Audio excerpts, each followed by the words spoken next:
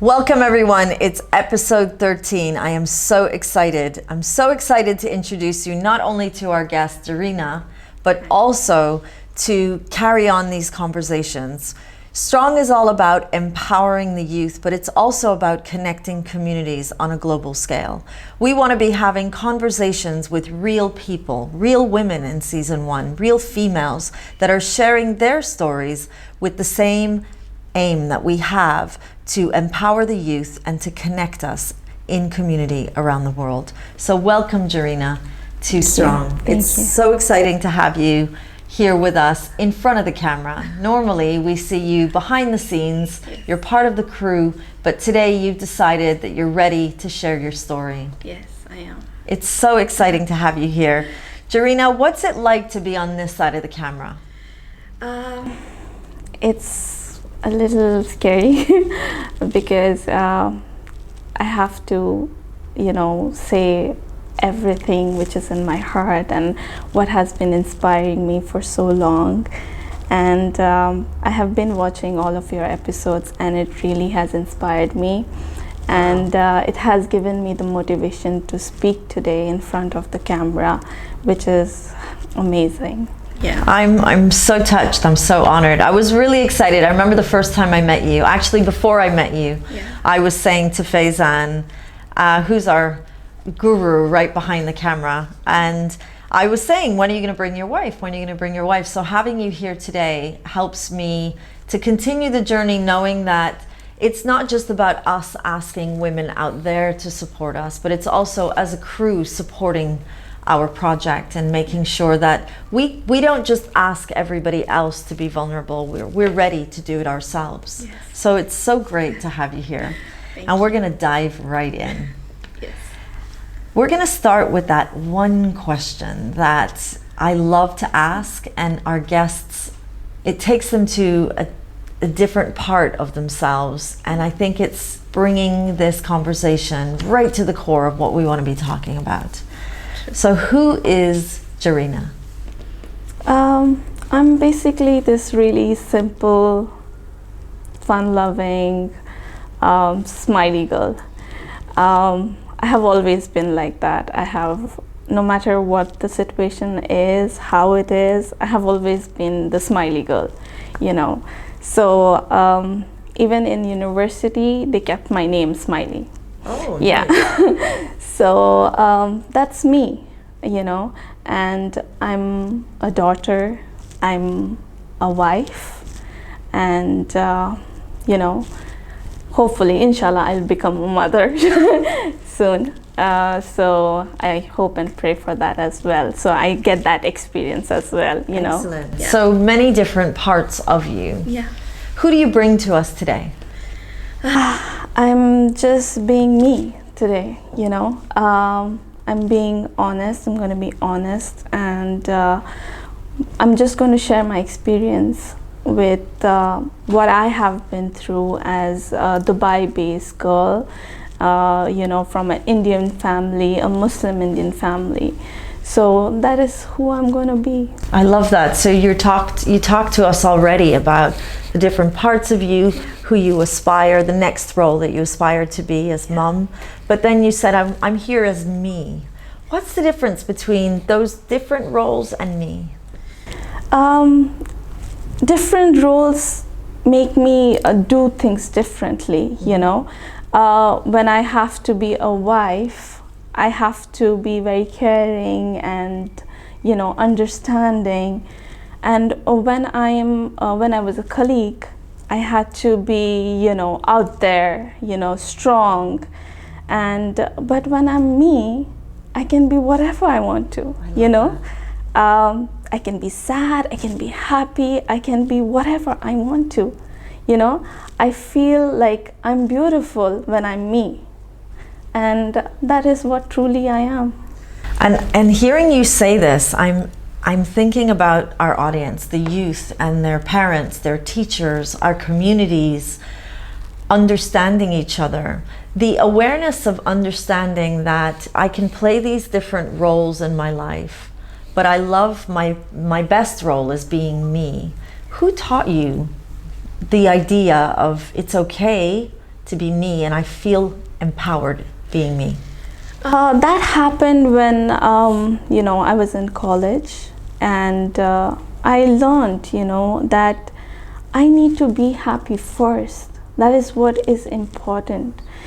If I'm not happy, no one around me is happy, So I realized that, there were times, because our university times, we were so busy, we have assignments, we have so many things to catch up with, So I understood that it is me, it is people are going to be around me if I am going to be positive about who I am, So that's when I realized, the more happy I am, the more happier I am, people are more willing to be around me, So it used to just boost that energy in me, and I was like, this is great. I feel great. People around me feel great, and that's what is required, I mean, how long are you going to live if you're not going to live a great life? Yeah, so that's true. So you said that it really started in college. Yeah. I believe that our experiences change us, and we're all on a journey called life. It's clear we're going to have our ups, our downs. Last week in episode 12, when we met Sarah, she called it hiccups. Sometimes we have these little hiccups. I tend to call them little curveballs that the universe might throw at us. When you had that pinnacle change in college, because you said, I really understood this when I got to college. What was it that changed the game for you? What happened during my college, I'm very selective with my friends. Like, I don't have a lot of friends. So I used to have very few couple of friends who I used to hang out with, but they were not always there, There was time they had to move out, they had some other plans for their life. And I used to be so lonely, and I used to feel like no one else wants to be my friend. But honestly, that was not the truth. Okay, I had a professor, her name was Miss Nibi. She was a wonderful teacher. Okay, she was a wonderful professor. She saw that in me, She built it in me. I studied as an interior designer, so I was very lost, but she saw that I could do great things, and she was in the time where she also just graduated. She became a professor, and we just bonded, and no one actually took her seriously because they were like, oh, she's just a temp. Yeah. So but we just connected, and she taught me so much great stuff, and I used to be so happy. So when people used to see that, and they used to see the confidence in me, that I'm proud of my work, I'm happy, people just came on their own, So would you say that the thing for you was meeting this woman, this professor, that gave you a new perspective, and that bond built that confidence, and then the me that you described, me, came out? Yes. Amazing. And I love that, because what we do here at Strong is we are creating messages of empowerment for the youth, and helping the youth to really tap into role models in their community, whether it be here in the UAE or wherever they are around the world. So it's so great to hear that you found a role model at college that changed your life, made the me come out for you. Jareena, if I were to ask you, imagine I could follow you around for a day. Imagine that I could see me, as you described, on a typical day. What would that look like? That would be just me waking up, going for a shower, doing my course of work. Now that I have quit my work. So before that, it used to be wake up, take a shower, go to work, but now it's like, I'm more relaxed. We have 3 kids that are my sister-in-law's kids, and one babysitting kid. My mother-in-law takes care. So it's just us, and they're like playing around and playing with them, you know. They want to do, they are so inspiring because they always want to do something new. They're like, we don't want to just sit, make us do something, craft, make us do art and craft, you know, and that makes me so excited, you know. And just recently we went to the beach and we collected some shells. So I was like, now paint the shells, you know, let's create something. So and today I guess is Mother's Day, so hopefully I'll complete the project with the kids and create card for their mom. So on a typical day, I would be able to see you doing your morning, get ready for the day, working with children. How would you end your day? I would just relax, you know, have some time with my husband, go out, you know, just talk with my partner about my day. And there are times when he's also like, he's out to play football with his friends. So that is the time when I just sit and I just relax and listen to music or catch up with my friends. Excellent. Yeah. How do you switch off? You know, I being around family and having a husband and having those responsibilities and the different roles you play, how do you switch off so that you can be alone with you? How I switch off is, my mom's here, so I run to my mom's place because they're all adults in my mom's place. So it's my brothers and my sisters, so they're all adults and they're all busy in their life. So it's home alone. Okay. Yeah, so I get that time. So reconnecting with family. Yeah. With your mom. Yeah, so I get to talk to my mom, I connect with her because in 2014 my dad passed away. So it's just her, you know. So I get to talk to her, I get to connect to her, and she feels her happiness, you know, gives me that boost that I need to be happy as well. And life's short. That's amazing. It's amazing that you're able to, what I love is that when I asked you, how do you disconnect? You said that I connect with my mom. Yeah. So that's something we haven't heard yet.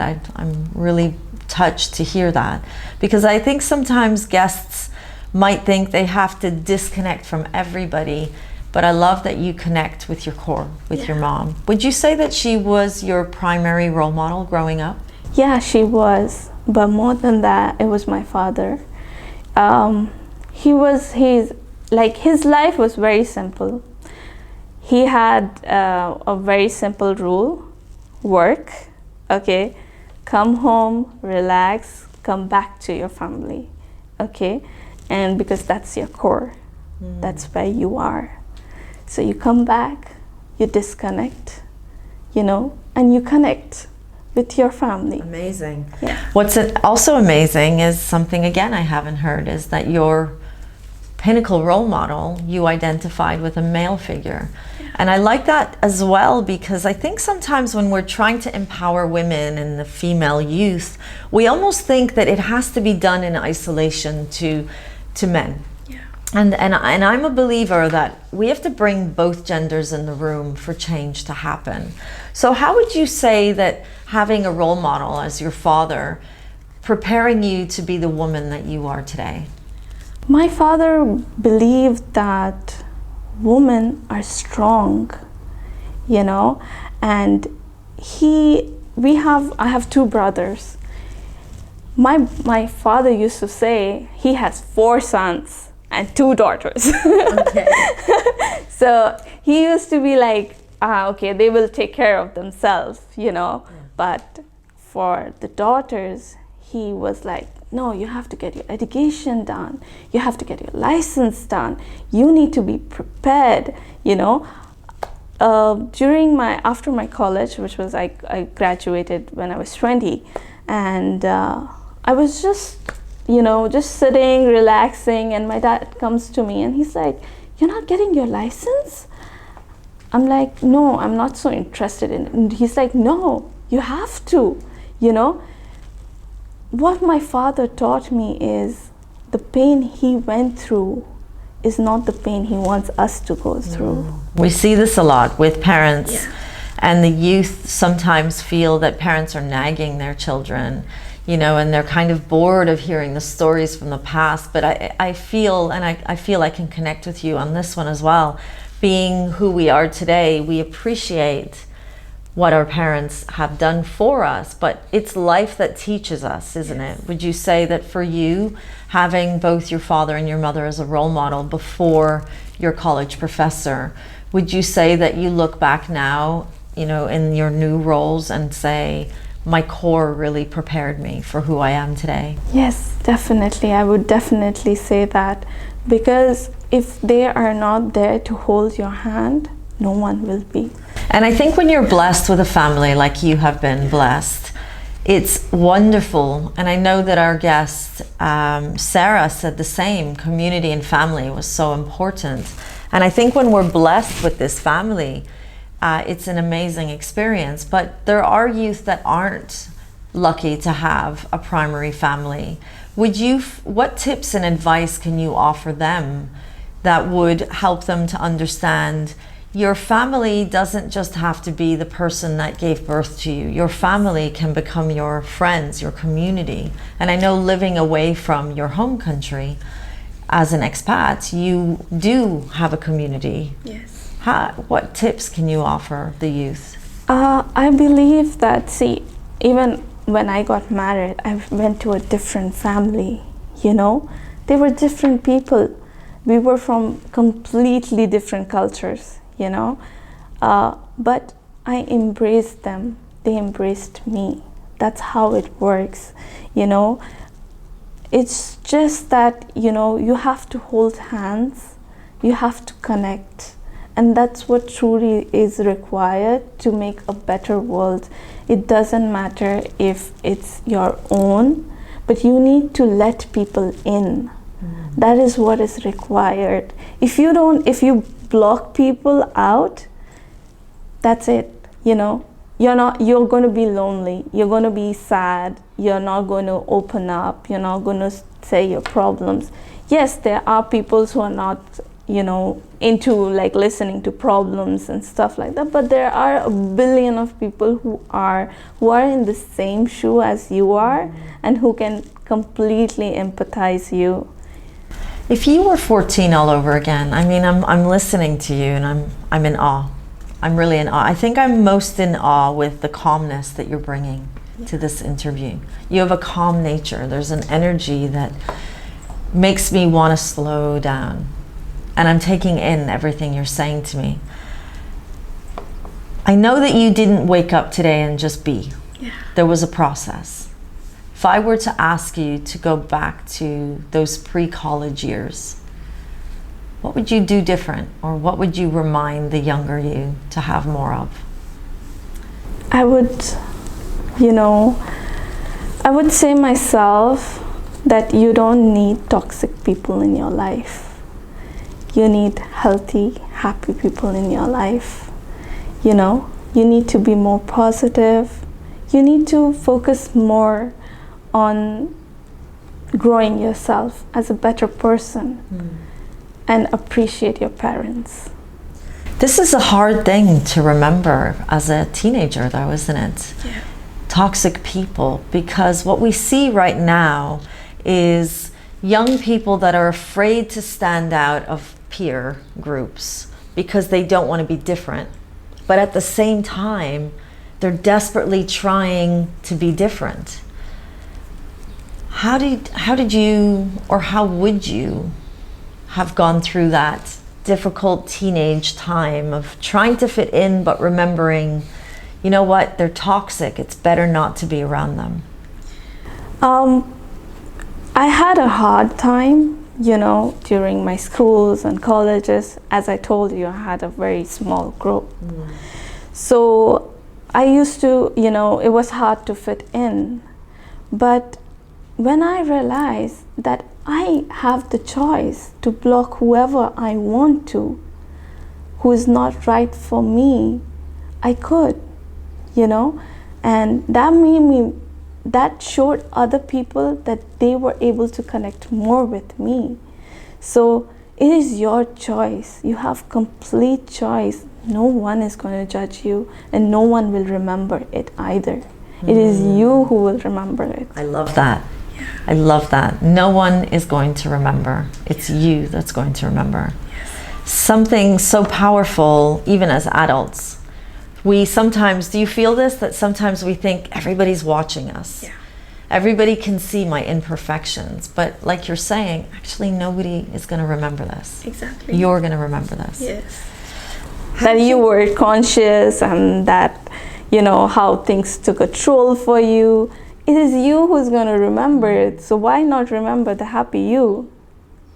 Do you feel that as a woman living in today's society that it's so hard to remind yourself that, why do you want to remember this if it's not going to make you happy? Yes, it is. I had the same experience with my work, So the reason why I chose to leave my job was because it didn't make me happy, It was not who I was anymore. So it was my choice. When I entered that place, the premises, and I signed the contract, that was my choice. And when I walk out, it's again my choice. So every woman in this society, in this world, should have their choice. Choices are your own. Yes, you might face good consequences, bad consequences, but you have to just keep it in your mind that, something is going to happen great, even good or bad, You just have to have that positive mind. How do you stay so positive in the face of those curveballs or a hiccup or a big challenge? I see the less fortunate people who don't have that. And that reminds me I have a lot. I have a lot to be thankful for.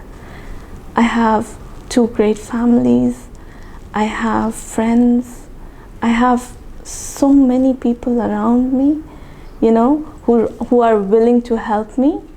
But what about the others, So where are they? Where are they? And how do you remember that in the face of challenge? So sometimes we're in the challenge and it's a hard day. I'm sure you've had a day where you wake up and go, oh, it's today. Yeah. How do you, in that moment, remind yourself about all these positive strategies for overcoming it? Reminding yourself, Jareena, you're blessed, when you know that you have to face the obstacle. How I do it, I just pray. I just pray to God. I just pray for, to be happy and spread happiness, to be positive, because I know there are a lot of people who needs that, Even in our religion, it's a charity to just smile. So wow. Okay, why that's not beautiful. smile? It's a charity to just smile. What does that mean? So just imagine a person having a very tiring, very upsetting day, and he sees a happy smiling face. Don't you think that will brighten his day? That will, for sure, And it's just a very small, but it's a big charity. It's a big impact, isn't it? I love that. Smiling is a charity. That's very, very beautiful. Jareena, you've come so far in your life, and I know that you're a very young woman. Yeah. You talked about one day hopefully being a mom. But when I ask you this question, I'm asking what you described as the me in you. What are your aspirations? What do you hope to achieve moving forward? I I'm ready for the world, you know. I'm ready to take any challenges. Now I am training myself to be a housewife. Oh. So let me see how that works. So I'm going through different aspects of my life. I was a young teenager, then I was a college student, then I was a working woman, and now I want to be, you know, a housewife, because I feel like each and every aspect a woman goes through, that helps them develop, you know, and helps them grow. Nothing which, like, you know, no job is big or small, to be honest, you know. It is as much difficult as to be a working woman as to be a housewife. And I'm learning that. Yes. Yeah. And I think this is something the youth aren't really being taught at all. And would you say that when you introduce your new job role as housewife, that you have people making judgments about you taking on this new role? Yeah, they do, you know, but who cares? It's me. It's my life, what makes me happy, and that's what I'm gonna do. And I love how you introduced it as my next career. Yeah. I'm gonna be a housewife. I'm training myself, Yeah. because there's skills required to do that. And I believe it's probably one of the most noble professions there are in the world. Yeah. I like to call it the CEO of the household. Yeah. Because you manage the funds, you manage how funds are going to be they're going to be used, your time managing, your people managing, and it's all of those things that you have to put all together. And I love that you said I'm training myself to. It's a process. It's a process. So what would you say you aspire to be? If I were to interview you 20 years down the road, what would you say that you're aspiring to be in that future role? I would aspire myself to, you know, take up a lot of things together, you know. I could still continue to be an interior designer, you know, take care of the home and do my creative things, you know. And that is what I am doing, you know. I'm putting everything in a slow process instead of putting everything on myself, that it becomes really hard for me to, you know, even do one course properly. So eventually over the years, I will learn how to handle each and everything. Amazing. You know, bit by bit. I love it. I love it. I can almost hear you saying, future me is going to be me, just different. Yeah. Amazing. Jareena, this is not just about everybody else, it's also about supporting you. Yeah. It's about supporting the woman that you want to be, the woman that you are today. How can we support you on your strong journey? Donate a smile every day. Every day. Every day. So for anyone that knows me out there and doesn't know me, and if you're out there, take up this beautiful new challenge. Smile every day. Every day. Is there certain times during the day that we have to smile, or are you challenging us to just always smile? Always smile. Why do you want to just, you know, I mean, yes, you have your time. Take your time. No one's going to push you. But when you feel it, do it, you know? So many quotes today. I love it. I love it. Thank you so much. Thank you so much. It's been such a pleasure having you on the show. It's an honor, actually. You are doing such an amazing job. You know, when I saw your episodes, you know, it really inspired me that I could do and I could speak, you know, what was in my heart. And today I feel so great doing that. And it's all because of you. You inspire a lot of women, a lot of teenagers, and we're really proud of you. Thank you so much. Thank you. Wow, episode 13, that's a wrap. What an amazing conversation we had today. For anyone out there thinking about how you can develop yourself, ask yourself the questions that you hear me asking our guests. Self-reflection is probably one of the most enriching and empowering experiences that we can offer ourselves. When I ask a guest, what do you do when nobody's watching? What I really want you to remember is that what do you do when nobody is watching is really what's going to empower you the most. I hope that these episodes enrich your life. I hope that you feel inspired and motivated to have real conversations. Join our tribe. Reach out to us. You can be part of the panel. I am just so excited to be sharing this journey. I look forward to seeing you next week when we bring another amazing guest to inspire, motivate, and create a community on our global scale. Thank you for watching.